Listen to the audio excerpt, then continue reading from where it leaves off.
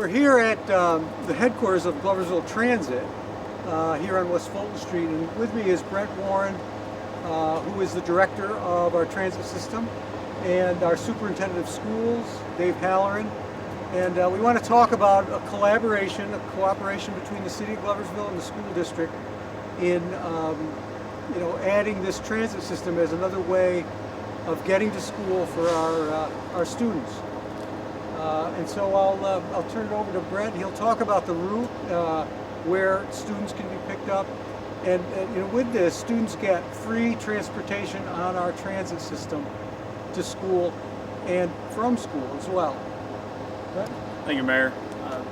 Dave and I come to this agreement a couple years ago to allow students to ride for free to and from school, and also to ride throughout the city of Gloversville all year long. It doesn't have to be to go into school. They can utilize it to go to the library or wherever it is that they need to go throughout the city. But in the morning, we have a shuttle that departs State Street and Kingsborough Ave at 7 o'clock in the morning. It goes down Kingsborough Ave towards Fulton. It makes 3 stops after it leaves there. It stops at Kingsborough and 8th Ave, it stops at Melcher Park, and then it stops at Kingsborough and Fulton. It's a small bus. We no longer have any larger size buses, so we can only make that run, and the problem is we're filling up before we get to the end of Kingsborough Ave. So occasionally we have to pass students by, but due to safety on our buses, we can't overfill the buses. So that bus will take you all the way up to the school and drop you off in between the high school and the middle school. But there's also a city bus where if you miss that bus, you can get on a city bus. It'll drop you off at the corner of West and Lincoln at the bottom of the hill. Then you just have to walk up. It gets you there at 6:55. So you have to kind of plan accordingly. If you see a large group of kids, you might want to go ahead and get on the city bus so you don't get kicked off. In the afternoon, we have a bus that departs Wolfers Pond at 2:45, and it takes the same route. After leaving there, it goes up Fulton Street to Kingsborough and then back to State Street, trying to get some of the farther reaching students that have to walk farther. We're just trying to help the school with their attendance issues and make it as convenient as possible for students and parents throughout the city.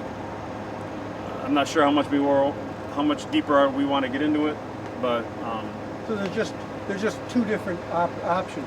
There's the GESD shuttle that has a specific route to and school. if you're looking for the shuttle, the marquee will say GESD shuttle. The other one will just say Gloversville.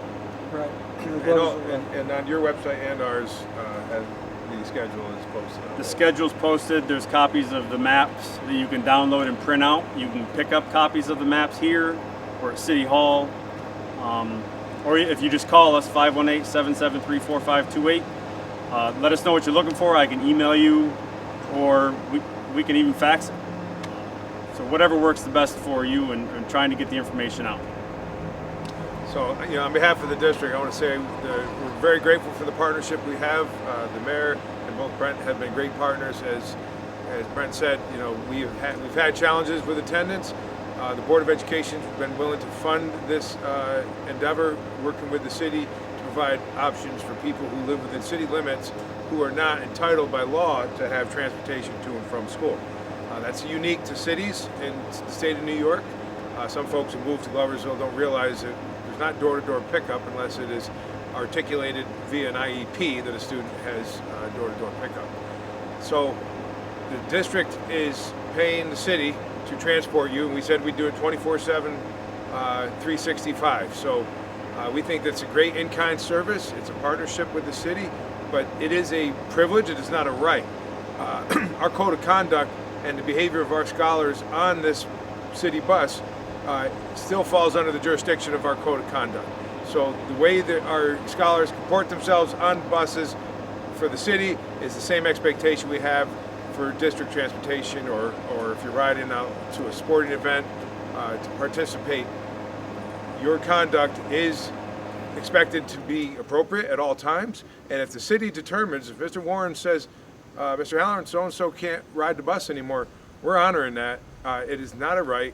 It is a privilege. So we expect all scholars to be respectful of the driver, respectful of their peers on the bus, and obviously respectful of the community and the surroundings as they're passing by. as Mr. Warren just laid out, there's a lot of options for our scholars within the city to be transported. And this is something the district hopes to continue and perhaps maybe even develop in years ahead. But right now, as Mr. Warren said, we are limited.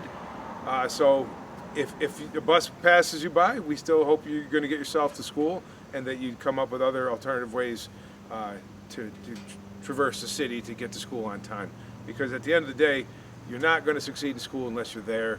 And this is just another way that we're trying to make it easier for the scholars of our district to get to school. And we appreciate the partnership. Yeah, you know, we know that it's in the best interest of the city and the quality of the city that the school district, you know, is successful. And the schools are really one of the main pillars of building a better community. And so we're happy to do this for the city. We really appreciate the cooperation between the school district and the city. And as the superintendent says, this is free transportation on our bus system 24/7. And not just to school, but even, you know, 365 days a year, even when school's not in session. So it's something that is a real benefit, I think, to the whole community. And we hope to be able to expand it in the future if we have more wherewithal to do that.